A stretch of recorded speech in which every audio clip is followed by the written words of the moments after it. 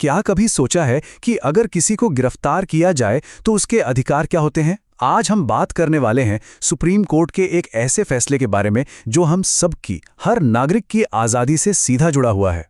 तो आज का हमारा सबसे बड़ा सवाल यही है, जब पुलिस किसी को गिरफ्तार करती है तो क्या उन्हें गिरफ्तारी की वजह लिखकर देनी होगी? ये सवाल जितना सुनने में सीधा लगता है, इसका जवाब उतना ही गहरा है और हमारे कानूनी अधिकारों की बुनियाद से जुड़ा है। इस सवाल के पीछे ना एक बहुत ही दिलचस्प कानूनी बहस है। चलिए जरा उसे समझते हैं। जरा सोचिए, एक तरफ पुलिस अफसर ने सिर्फ मुंह से कुछ कह दिया और दूसरी तरफ किसी के हाथ में एक लिखा हुआ कागज है। एक सिर्फ याददाश्त के भरोसे है, दूसरा एक पक्का सबूत। बस इसी छोटे से फर्क पर हमारा पूरा कानूनी सिस्टम टिका है।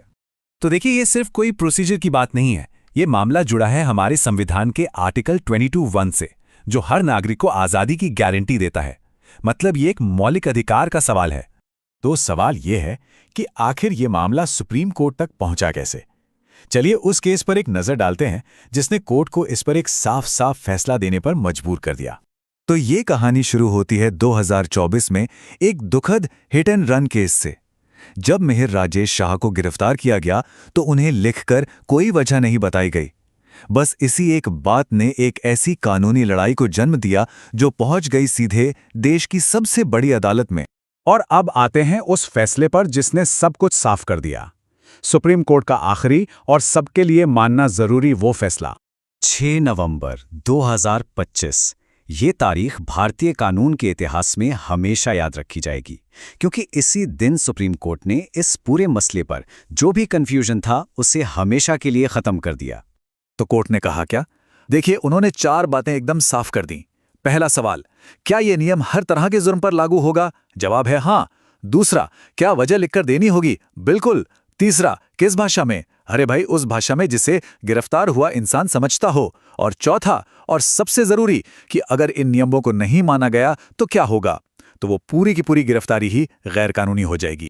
लेकिन यहाँ एक प्रैक्टिकल सवाल भी तो उठता है ना, कि मान लीजिए कोई ऐसी सिचुएशन आ गई जहां मौके पर ही लिखकर वजह देना मुमकिन नहीं है, तब क्या होगा? अच्छी बात यह है कि कोर्ट ने इस बारे में भी सोचा। तो कोर्ट ने इसके लिए एक साफ टाइमलाइन दी, 2 घंटे।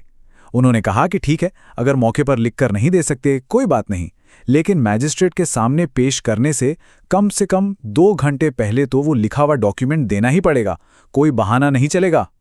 पर सवाल यह है कि कोर्ट ने रिटन डॉक्यूमेंट, मतलब लिखे हुए कागज पर इतना जोर दिया ही क्यों? इसके पीछे जो वजह है ना, वो बहुत गहरी है और ये दिखाती है कि हमारा कानून कैसे हमें बचाता है। कोर्ट ने एक बहुत ही प्रैक्टिकल बात कही।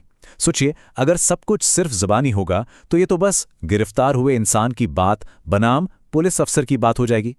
एक लिखा हुआ रिकॉर्ड इस उसने ये कहा, मैंने वो कहा वाली बहस को ही जड़ से खत्म कर देता है।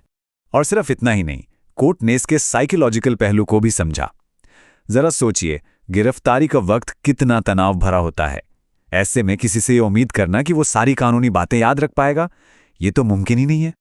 और हाँ, सबसे ज़रूरी बात, ये जो लिखा हुआ डॉक्यूमेंट है ना, यही एक अच्छे कानूनी बचाव की नींव होता है। इसी के आधार पर कोई भी अपने वकील से सलाह कर सकता है, जमानत के लिए अर्जी दे सकता है और अपनी आज़ादी के लिए लड़ सकता है।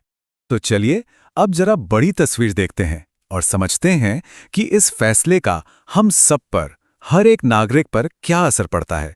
तो कुल मिलाके इस फैसले का मतलब क्या निकलता है? देखिए, ये 4 काम करता है।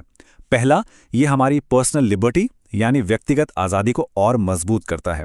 दूसरा, ये गिरफ्तार हुए इंसान को जानकारी की ताकत देता है। तीसरा, ये पूरी गिरफ्तारी की प्रक्रिया में ट्रांसपेरेंसी मतलब पारदर्शिता लाता है। और चौथा, ये पूरे देश की पुलिस के लिए एक साफ नियम तय कर देता है कि अब से यही करना है। तो इसे सिर्फ एक मामूली नियम का बदलाव मत समझिए, ये असल में ताकत के तराजू को थोड़ा सा आम नागरिक की तरफ झुकाने जैसा है। ये पक्का करता है कि सरकार या पुलिस अपनी ताकत का इस्तेमाल करते समय हमारे अधिकारों की इज्जत करे। तो हम आपको इसी एक सवाल के साथ छोड़कर जा रहे हैं। सुप्रीम कोर्ट ने कानून की किताबों में तो हमारे अधिकार को मजबूत कर दिया है, लेकिन असली चुनौती तो ये है कि इस कागजी अधिकार को ज़मीनी हकीकत में कैसे बदला जाए। वो कौन सी कड़ी है जो कानून बनाने और उसे लागू करने के बीच के फासले को भरेगी? इस पर सोचिएगा ज़रूर।